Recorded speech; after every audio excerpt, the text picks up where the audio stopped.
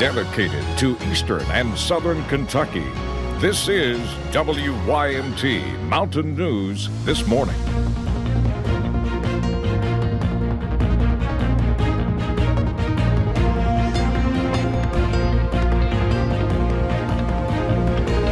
Good Thursday morning. It is 6:31. Today is the last day of January, and it's a cold one. Let's bring Brandon in on the fold and see what we're going to expect today. But Brandon, people will wake up to the bitter cold, but they're going to go to bed with it being about winter temperatures, right? Exactly. And here's the thing: your midnight or your low tonight is at midnight. After that, temperatures actually go up before tomorrow morning, so you'll wake up maybe into the 30s by this time tomorrow. Let's take a look at the camera network. We start with Pikeville Medical Center. Actually, we'll start with Buffalo Mountain here, and then we'll come back to Pikeville here in just a second. But you see Buffalo Mountain all quiet this morning, no major visibility issues as we head through the morning hours, having a little bit of technical difficulty there with the Pikeville camera, so we'll come back to that a little later. UVA-wise, over in Southwest Virginia, we're looking at, again, some a little bit of fog overnight, but that cleared up quite quickly. Maybe a little bit of a snow band moving through there, because we did see a little bit of snow in the overnight hours, so some light accumulations in some areas and some slick roads are possible, so be careful. A little bit of light snow out to the west on live pinpoint Doppler radar, so some flurries possible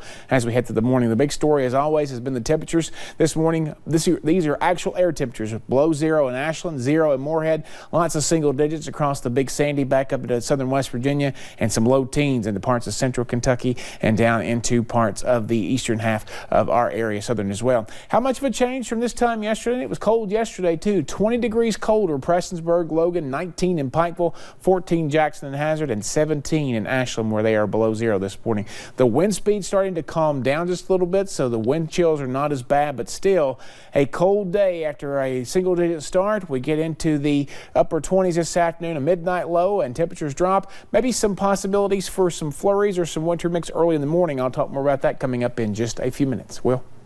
All righty, Brandon, thank you. Well, a southern Kentucky fire claimed the life of a 12-year-old boy yesterday morning. The boy was a sixth grader at a school in Science Hill. WYMT's Phil Pendleton has more on what may have caused the fire and the young life it took away.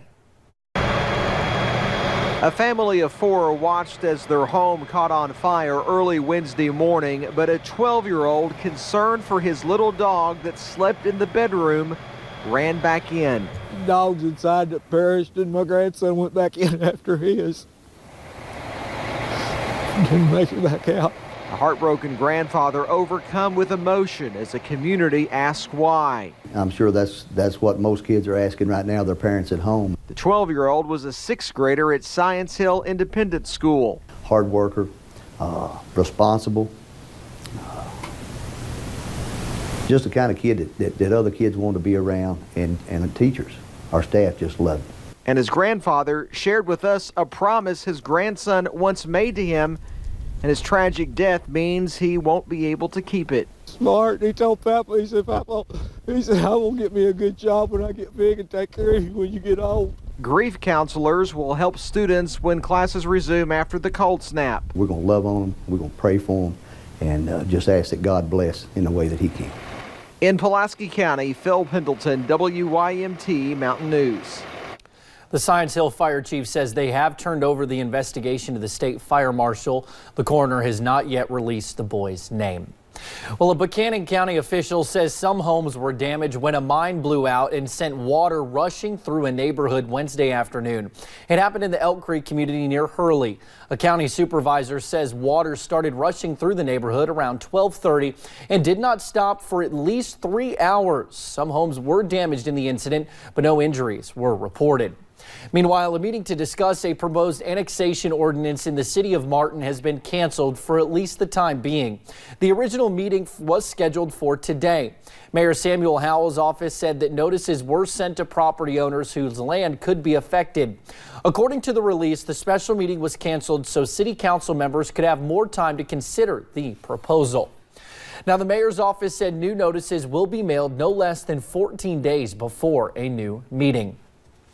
Former Rowan County Clerk Kim Davis is responsible for paying the legal fees of the couple she denied marriage licenses to. At least that's according to Governor Matt Bevin's attorneys. Right now, the state of Kentucky is responsible for paying their legal fees, but that's under appeal. The governor's in-house attorney, Steve Pitt, says the governor still supports Davis's actions, but believes Kentucky taxpayers should not have to pay the legal fees.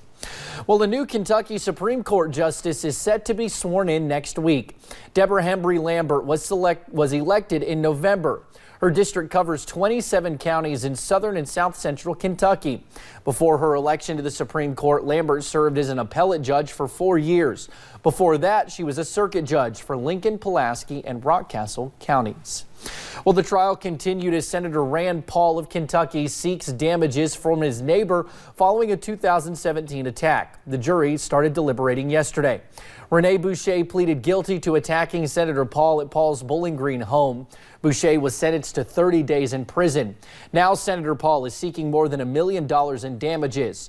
During the attack, Boucher broke 6 of Paul's ribs. In court, Boucher said he regrets the attack. Now, it sounds like a plot straight out of a Hollywood script. Someone digs an underground tunnel to try to break into a bank. The FBI discovered the underground tunnel Tuesday night, starting in a ditch and heading straight for a Chase Bank in Pembroke Pines. They found the tunnel when crews arrived to fix a pothole in the road, quickly realizing this was something much more.